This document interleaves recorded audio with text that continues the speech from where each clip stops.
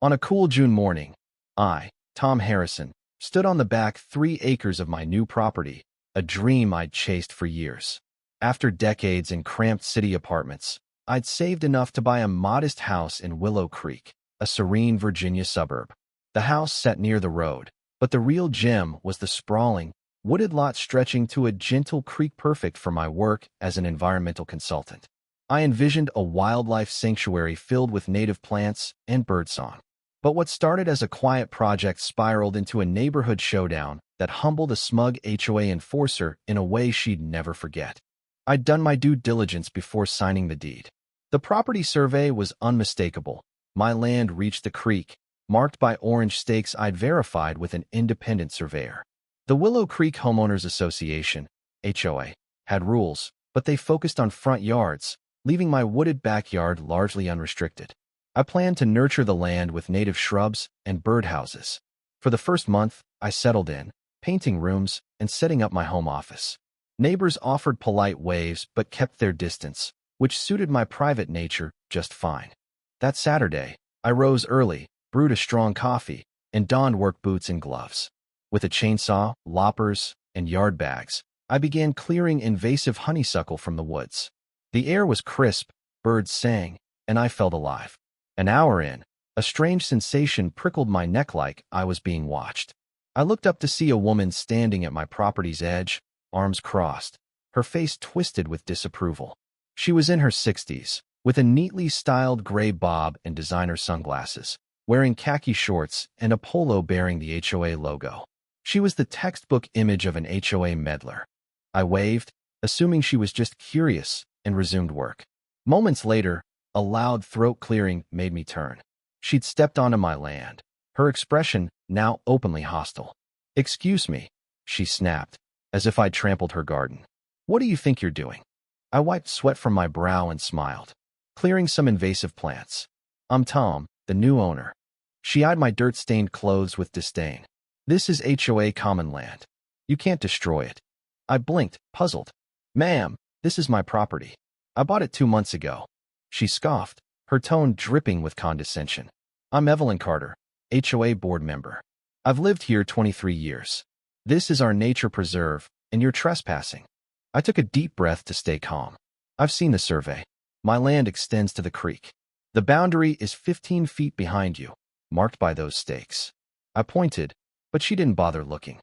"Those stakes mean nothing," she said. "The previous owner tried this nonsense. The HOA boundary is the creek. Everyone knows that."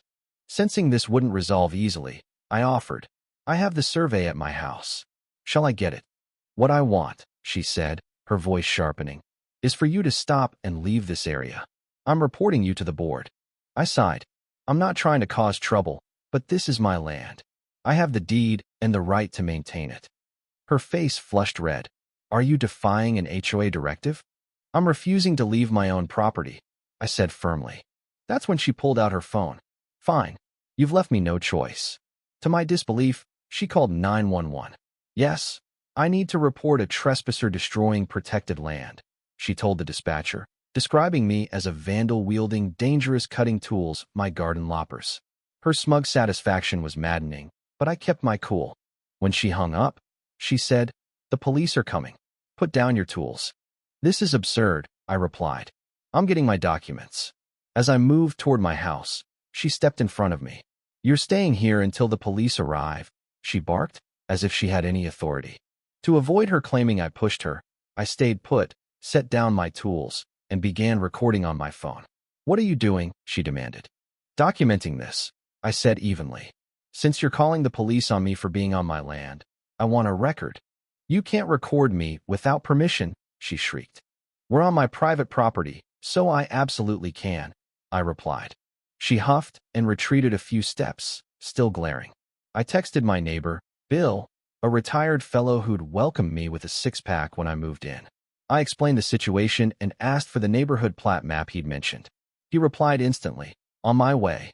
15 minutes later, 2 officers arrived, looking confused as they navigated the trees. Evelyn rushed to them. "Officers, thank goodness. This man is trespassing and destroying our woodland."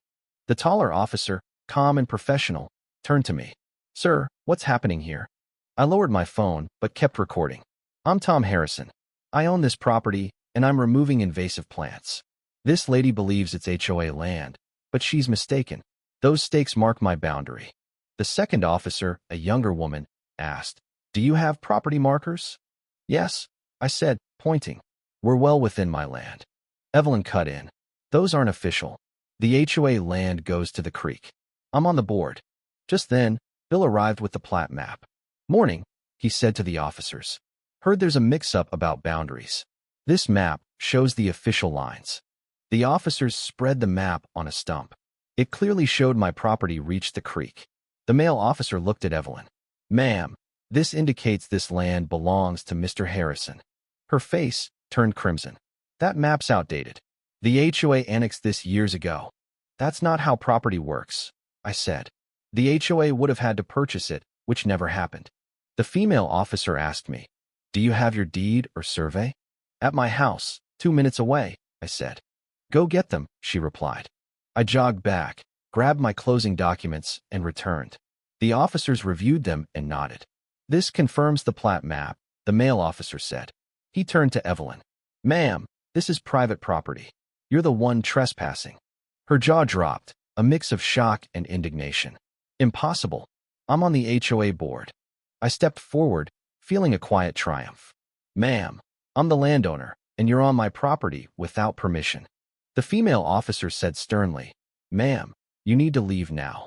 Evelyn stammered, "But he's destroying the woods."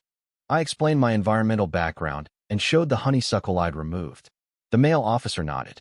"Sounds like responsible land management. And it's his land to manage." Evelyn, defeated, muttered, "The board will hear about this," and stormed off. The officer apologized for the disturbance and suggested documenting future issues. They provided an incident number and left. Bill grinned. "Welcome to Willow Creek."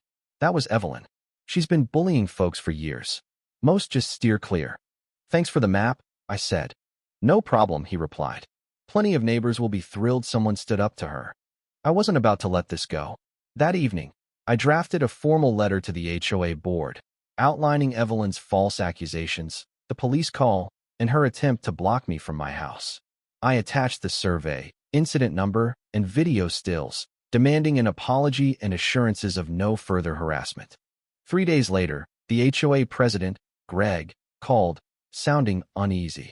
He apologized, explaining the previous owner had informally let the HOA use the land. "But it's legally yours," he admitted. I insisted on a written apology. 2 days later, I received one, clarifying my land status and reminding residents about boundaries. Evelyn, however, offered no personal apology. I attended the next HOA meeting, spotting Evelyn glaring from the board table. During public comments, I stood. "I'm Tom, owner of Lot 27. Thank you for addressing my complaint about being harassed and falsely reported to the police. But Evelyn, who caused this, hasn't apologized." The room fell silent. Greg cleared his throat. "We've handled this internally." "With respect," I said, "a public false accusation deserves a public apology." Evelyn's face flushed scarlet. "I acted for the community," she said stiffly, "by trespassing and lying to the police." I asked calmly. Greg intervened. "Evelyn, an apology is appropriate." After a tense pause, she muttered, "I'm sorry for the misunderstanding." "Thank you," I said. "I consider this closed, provided there are no further incidents." After the meeting, neighbors shared their own Evelyn stories, revealing her decades of intimidation. My stand had shifted the neighborhood's power dynamic. Over the next weeks, I worked on my sanctuary, planting native shrubs, and building an observation deck. Evelyn avoided me, her golf cart veering away from my house. A month later, I learned she didn't run for HOA re-election. Her influence shattered. My sanctuary flourished, and neighbors praised the transformation. Evelyn retreated to her garden, and we settled into mutual avoidancia, fitting resolution. This ordeal showed me that standing up to bullies with facts and determination can change everything. As I sit on my deck, watching hummingbirds dart among native flowers, I smile at the memory of Evelyn learning she was the trespasser. Some lessons are hard-won, but they last. What do you think? Have you faced a neighborhood bully or HOA overstep? Is calling the police in disputes like this justified, or is there a better way? Share your thoughts in the comments. Let's discuss how to tackle injustice and whether escalation ever crosses the line into vengeance.